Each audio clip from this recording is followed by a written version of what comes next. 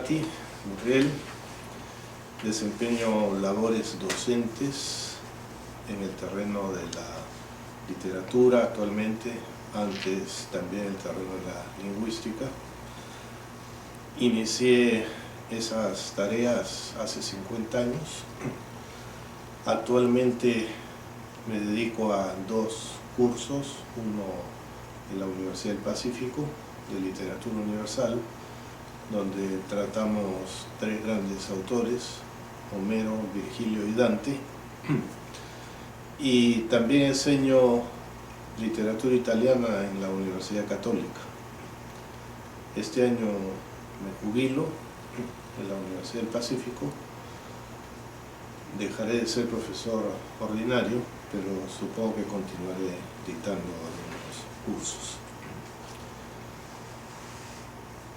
Estudié literatura en la Universidad Católica, donde también llevé 3 años la carrera de Derecho, pero como estudiaba literatura, música y Derecho, llegó el momento en el cual no podía dedicarme a todo ello y tuve que escoger. Me interesa el lenguaje, la palabra, la poesía, la música, y hay campos de intersección entre estas actividades, ¿no? Especialmente en la poesía lírica, en el aspecto sonoro y rítmico del lenguaje. Siempre he considerado que entre literatura y derecho hay muchas relaciones, y esto lo han demostrado muchos autores a lo largo de los siglos. Autores que incluso han practicado ambas actividades o que han tenido el propósito de practicarlas. Recuerdo, por ejemplo, el caso de Virgilio. Virgilio quiso dedicarse al foro, pero como se dice que no era muy hábil en la expresión oral, tuvo que abandonar esa idea y se concentró exclusivamente en la literatura.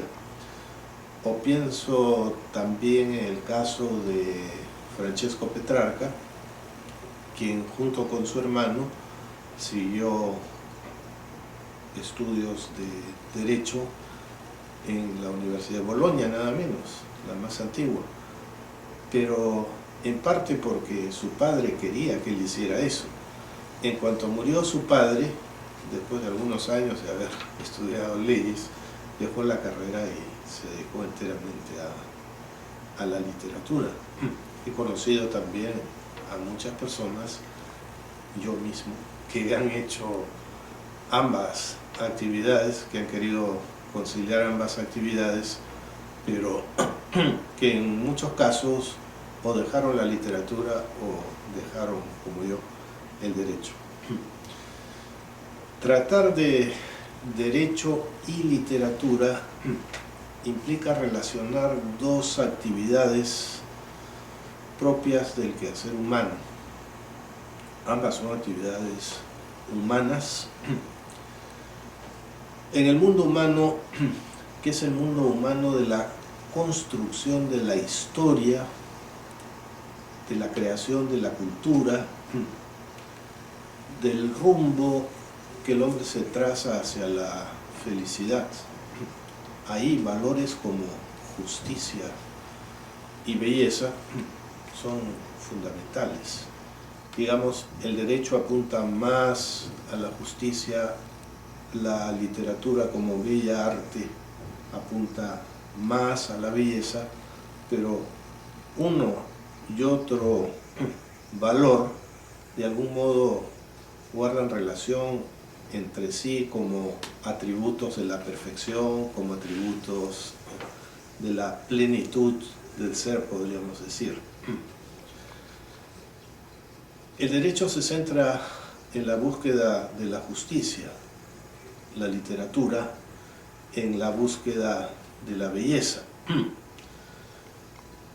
Estoy hablando en ambos casos de la tendencia humana a crear instrumentos útiles para mejorar, para crear orden, cosmos, allí donde se hace evidente el conflicto, el caos. Cabe pensar que derecho y literatura son ambos productos de la cultura, y ambos productos sirven para generar nuevos procesos.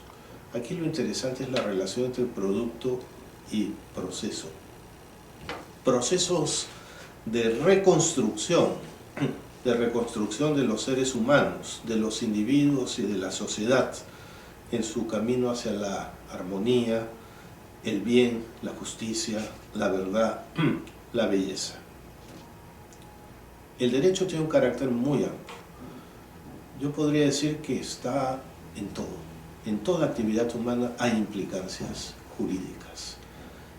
E igualmente podría decir que la literatura tiene, como todas las artes, un campo muy amplio, de tal manera que entre derecho y vida, literatura y vida, hay una relación muy estrecha.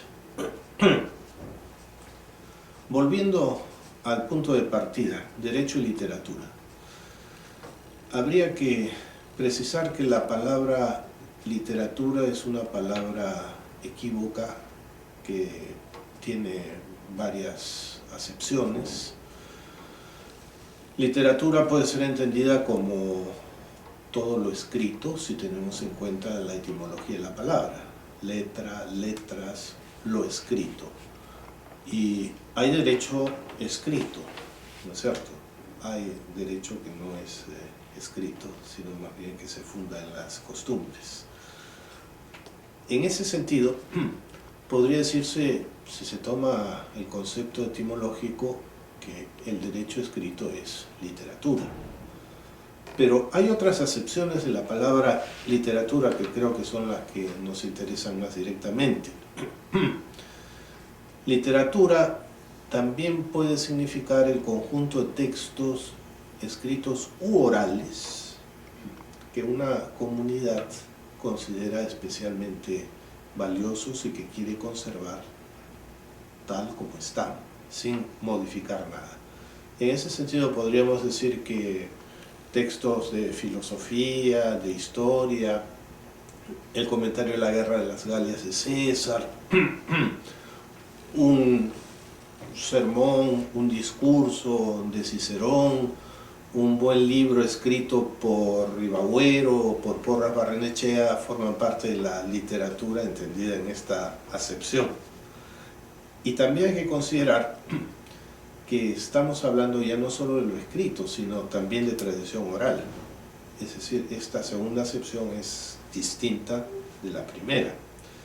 Pero hay otra, literatura entendida como arte, como una de las bellas artes, aquella que crea sus obras con el lenguaje de la palabra, obras que encierran un contenido eminentemente ficcional, entiéndase lírica, épica, dramática. La literatura entendida de esta manera, como una actividad imaginativa que crea mundos complejos en los cuales se representa la realidad con toda su riqueza de matices. Bien, esa complejidad, esa riqueza de matices, incluye también aspectos jurídicos, así como incluye aspectos sociales, antropológicos, filosóficos, etc. Desde este punto de vista creo que es interesante la relación entre literatura y derecho. Para un estudioso de las obras literarias es importante considerar los aspectos jurídicos al fin de alcanzar una visión completa de los textos que analiza.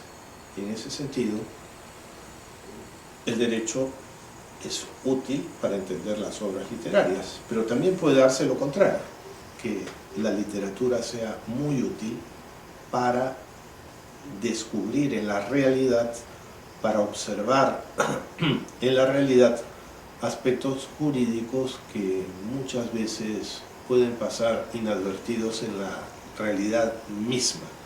La literatura, como las artes en general, nos llaman la atención, nos ponen en evidencia aquello que en la vida cotidiana podría pasar en algún sentido inadvertido.